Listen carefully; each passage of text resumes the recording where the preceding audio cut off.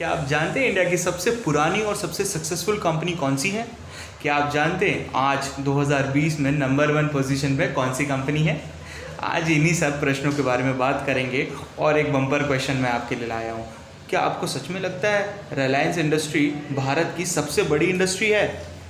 सोचिए, इस वीडियो के अंत में आपको इसका जवाब मिल जाएगा।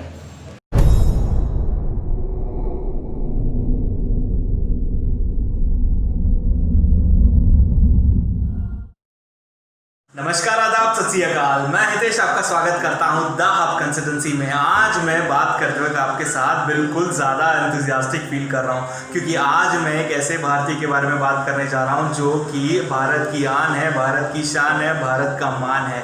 उसने इंडस्ट्रियल रिवलाइजेशन को काफ़ी ऊपर के स्तर पे लेके गए हैं। वो है भारत के इंडस्ट्रियलिस्ट, वो है एक फिलैंथ्रोपिस्ट, वो भारत के पहले इंडस्ट्रियलिस्ट हैं जिनको भारत भूषण और भारत विभूषण से सम्मानित किया गया है। आज मैं बात करने जा रहा हूं आपके साथ श्री रतन नवलजी टाटा के बारे में। रतन नवलजी टाटा का जन्म सूरत में 28 दिसंबर 1937 में हुआ। वैसे तो हम बिल्कुल ये कह सकते हैं कि अगर आपने टाटा के खानदान में जन्म लिया है तो चांदी का चमचा लेके जन्म लिया होगा, परंतु इस प्रॉवर्ब को रतन जी ने थोड़ा चेंज कर दिया। अब से लोग ये कहते हैं कि अगर आपने टाटा के खानदान में जन्म लिया तो अब सोने का चमचा लेके जन्म लिया होगा, क्योंकि रतन जी ने अपने हार्डवर्क के साथ ये लेगेसी को बिल्कुल अलग लेवल पे पहुंचा दिया। जमशेद जी जो पहले टाटा के फाउंडर हैं, उन्होंने जब ये फाउंडेशन रची थी तो उनका एक क्लियर विजन था। उस क्लियर विजन के साथ ये आते हैं, ठीक है। ये था उनका लाइफ का पहला सीख। मैं कहता हूँ ये जो सीख है ना, ये लेगेसी से मिली हुई उनको सीख है। हमेशा से रतन जी कहते हैं कि अगर आपका विजन क्लियर है तो आप कोई भी लीडरशिप क्वालिटी को डेवलप कर सकते हैं। लीडरशिप के साथ क्लियर विजन का एक डायरेक्ट नाता है। रतन जी का ये भी मानना है कि जमशेद जी ने जब ये फाउंडेशन रखा था तो हर एक अपने सक्सीडर को यही कहा है कि आपका जो विजन है ना वो हमेशा क्लियर हो। देखिए, टाटा ने इतना बड़ा जो लेगेसी क्लियर बनाया है अपनी ज़िंदगी में, इतने सारे इंडस्ट्रीज़ को अपने अंडर एक रूफ में लगाया है ना, उसका एक सीधा कारण है क्लियर विजन। बिना क्लियर विजन के इतनी बड़ी लेगेसी, इतना बड़ा एम्पायर खड़ा करना पॉसिबल नहीं था। आज मैं आपको बता दूं 100 कंपनीज़ हैं जो टाटा के रूफ के अंडर काम करती है। अगर मैं कुछ नाम ले लूँ आपके सामने तो टाटा स्टील हो गया, टाटा पावर हो गया और टाटा स्काई हो गया। आपके लिए आपने लैक्मे के बारे में सुना ही होगा, लैक्मे भी एक टाटा का ही प्रोडक्ट है। आपने स्टारबक्स के बारे में तो सुना ही होगा, जब स्टारबक्स इंडिया में आया था तो वो भी टाटा के साथ जुड़ा हुआ है। और बहुत सी कंपनीज़ हैं जिनके बारे में मैं आपको बता दूँ तो आप गिनते रह जाएंगे, ये शायद वीडियो कम पड़ जाए। इतनी बड़ी बड़ी कंपनीज टाटा के रूफ के अंडर काम करती है। तो ये लेगेसी के साथ चलने के लिए आपके पास क्लियर विजन होना बहुत ज़्यादा ज़रूरी है। रतन जी भी यही मानते हैं और रतन जी भी सब लोगों को यही बताते हैं कि अगर आपको लाइफ में कुछ करना है बड़ा तो आपको क्लियर विजन रखना होगा। ये था उनका पहला सीख। अब मैं आना चाहूँगा इनके सेकंड पॉइंट के बारे में। इनका सेकंड पॉइंट काफ़ी ज़बरदस्त है। ये कहते हैं go for the trust not for the profit. Profit के लिए काम मत कीजिए, करना है तो ट्रस्ट के लिए काम कीजिए। अपने शेयर होल्डर का ट्रस्ट, क्लाइंट का ट्रस्ट, एम्प्लॉयज़ का ट्रस्ट, कस्टमर्स का ट्रस्ट हमेशा बिल्ड करना चाहते हैं रतन टाटा जी। रतन जी का ये मानना है कि ये जो उनका प्रिंसिपल है उनको लेगेसी के साथ मिला है। जमशेद जी ने जब ये फाउंडेशन रखी थी तो जो सेकेंड पॉइंट, जो सबसे इंपॉर्टेंट पॉइंट अपने सक्सीडर को दिया था, वो कहते हैं कि ट्रस्ट के साथ काम कीजिए। ट्रस्ट है तभी तो आपके कस्टमर आपके पास फिर से आएंगे, वापस आएंगे, बार बार आएंगे। यही ट्रस्ट है जिसकी वजह से 2016 में हमने टाटा डोकोमो वर्सेस रतन टाटा के बारे में जब हमने सुना था, ये वही किस्सा है। मैं आपको इसका एक सीधा एग्जाम्पल देना चाहूँगा। डोकोमो भारत आई थी तब उन्होंने बहुत रिसर्च एंड डेवलपमेंट करने के बाद टाटा के साथ अपने हाथ मिलाए थे। जब ये कोलैबोरेशन हुआ था तब रतन टाटा CEO के पोस्ट पे थे। वहाँ पे रतन टाटा ने उनके साथ एक फेयर डील साइन की थी। कहा था कि जब तक आप इंडियन मार्केट में काम करना चाहते हैं तब तक आप हमारे साथ काम कीजिए, जैसे ही आप इंडियन मार्केट को छोड़ना चाहेंगे हम आपका इन्वेस्टमेंट का 50% शेयर आपको वापस दे देंगे। 2016 में मार्केट ने बहुत ज़्यादा उथल पुथल देखी और उस समय पे डोकोमो ने टाटा से गुजारिश की कि हमें जो कमिटमेंट दी गई है रतन टाटा जी से, हमें अपना 50% शेयर वापस दे दीजिए। ये सुनते हुए उस समय के CEO थे मिस्टर साइरस मिस्त्री ने मना कर दिया। कहा कि भाई ऐसा तो कोई एलिगेशन आप नहीं लगा सकते हम पे, हम आपको किसी भी प्रकार का रेम्यूनरेशंस या आपका शेयर वापस देने के बाध्य नहीं है। और इसी चक्कर में एक्चुअल में साइरस मिस्त्री ने डोकोमो को कोर्ट में खींच लिया और उन्हें चैलेंज कर दिया। अब मैं आपको साइरस मिस्त्री के बारे में बता देता हूँ, थोड़ा बैकग्राउंड आपको साइरस मिस्त्री के बारे में पता चल जाए। साइरस मिस्त्री सक्सीडर थे रतन टाटा के, यानी रतन टाटा के बाद साइरस मिस्त्री ने सीईओ का जो पोजीशन है वो संभाला, चेयरमैन बने थे वो। तो वहाँ पे एक्चुअल में जब रतन टाटा ने 2 साल लगा के पूरा मेहनत और एफर्ट्स लगा के साइरस मिस्त्री को ढूंढ लिया था और उसके बाद उनको ये चेयरमैन और सीईओ का पोजीशन ऑफर किया। बट एक्चुअल में साइरस मिस्त्री एथिक्स को थोड़ा साइड में रखते हैं, वो प्रॉफिट के ऊपर थोड़ा ज़्यादा कॉन्सेंट्रेटेड है, इसकी वजह से थोड़ा दोनों में अनबन हो गई।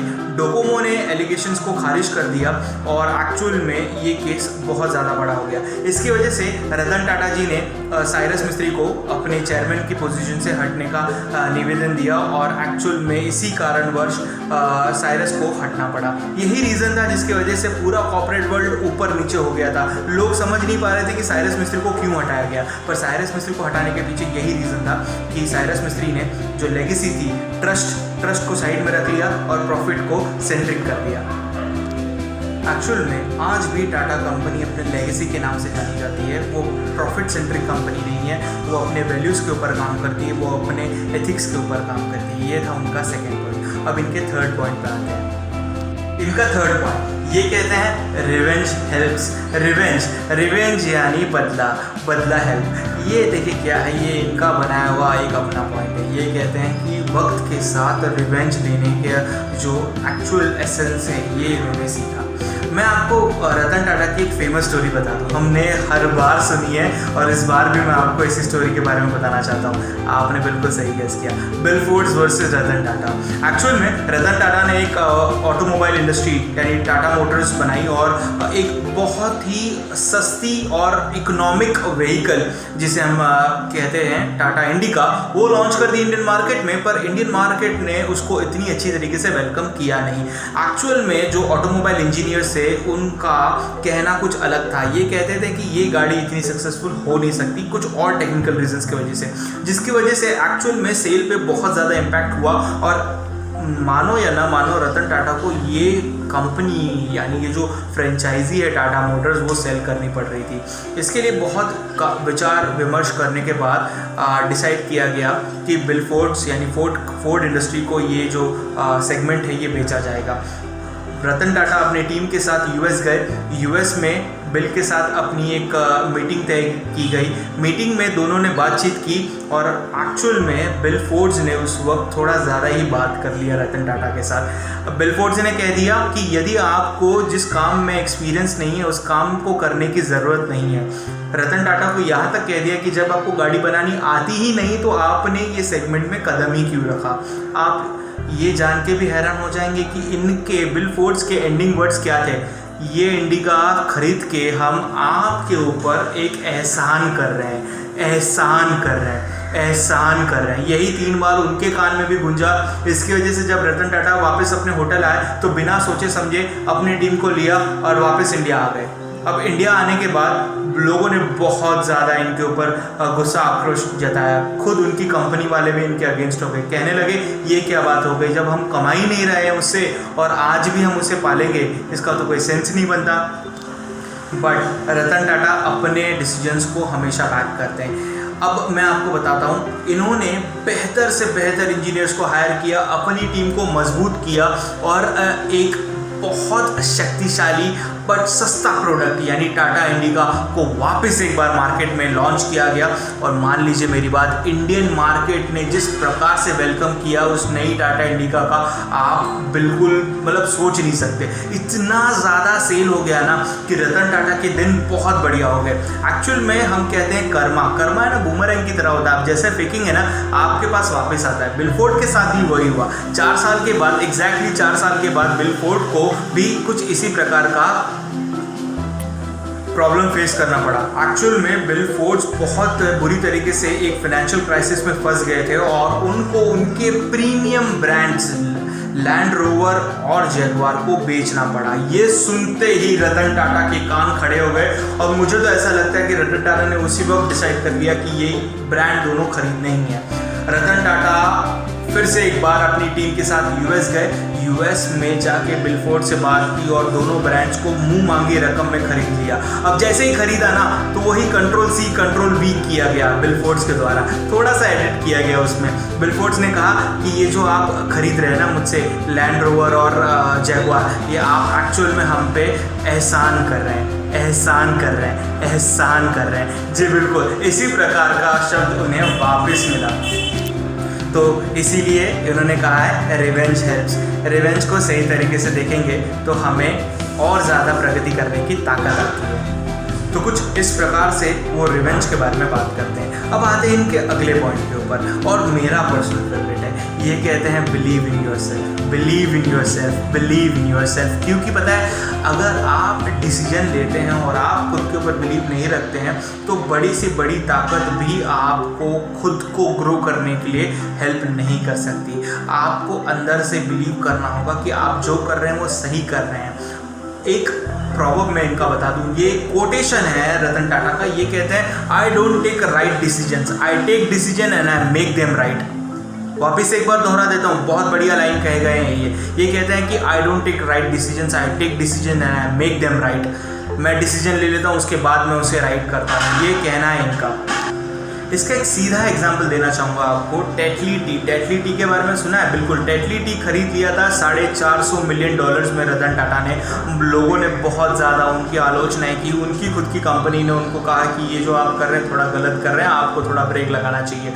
बट हमेशा अपने डिसीजन को बैक करने की ताकत रखते हैं और हमेशा खुद के अंदर बिलीव रखते हैं। बिलीव इन योर सेल्फ, ये जो शब्द है ना उनके कानों में हर बार गूंजता रहता है। 12 महीने की, सिर्फ 12 महीने की मेहनत में उन्होंने टाटा टी लॉन्च की और आप बिलीव नहीं करेंगे, आज वो इंडिया की नहीं वर्ल्ड की second largest tea selling company है, second largest tea selling company है टाटा टी। ये है ताकत। अपने डिसीजंस को हमेशा बैक करते हैं, खुद के अंदर बिलीव करते हैं। इसका दूसरा एग्जांपल आपको देना चाहूँगा, टाटा नैनो। टाटा नैनो को तो देखिए अमीरों ने तो उसको रिक्शा से भी नीचे नापा है, पर गरीबों ने उसको रेंज रोवर के भी ऊपर नापा है। यही ताकत है इनकी, हमेशा अपने डिसीजन को बैक करते हैं। देखिए कहने वाले बहुत कुछ कह जाते हैं, परंतु रतन टाटा का ये कहना है कि जब तक आप खुद के अंदर वो बिलीव नहीं लाते ना तब तक कुछ नहीं हो सकता। आपको खुद के अंदर वो बिलीव लाना होगा। लोग एलिगेशंस लगाएंगे, लोग कहेंगे,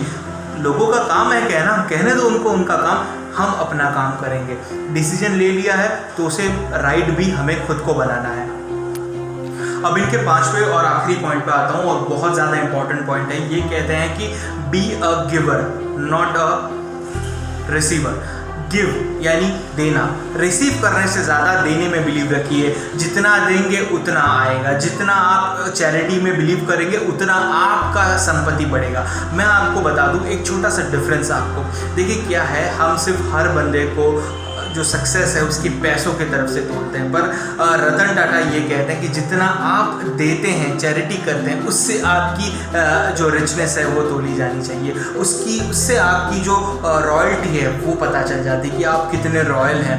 ये कहते हैं कि बी अ गिवर, गिवर में बिलीव रखते हैं, रिसीवर एंड पे वो नहीं रहते, वो हमेशा गिवर एंड पे रहते हैं। अपने संपत्ति का 65% यानी 65% of his actual net worth वो हर साल दान करते हैं। 65% सोच रहे हैं आप, एक्चुअल में टाटा की लेगेसी है, टाटा ग्रुप की लेगेसी है, वो अपने हिस्से का 60% जो प्रॉफिट है वो चैरिटी में डालती है। पर रतन टाटा की अगर हम एक्चुअल में बात करें, खुद रतन टाटा की, तो रतन टाटा अपने ज़िंदगी में अपने 1 साल की जो कमाई है उसका 65% हिस्सा चैरिटी में दे देते हैं। ये है उनकी थिंकिंग, ये है उनका कहना। अब आपको एक बम्पर क्वेश्चन का आंसर दे दूँ, जैसे स्टार्टिंग में कहा था मैंने, आप मुझे डिफरेंस बताइए अंबानी में और टाटा में। ये सवाल किया गया था एक यूनिवर्सिटी में जब बात कर रहे थे एक ग्रेजुएशन सेरेमनी में रतन टाटा जी।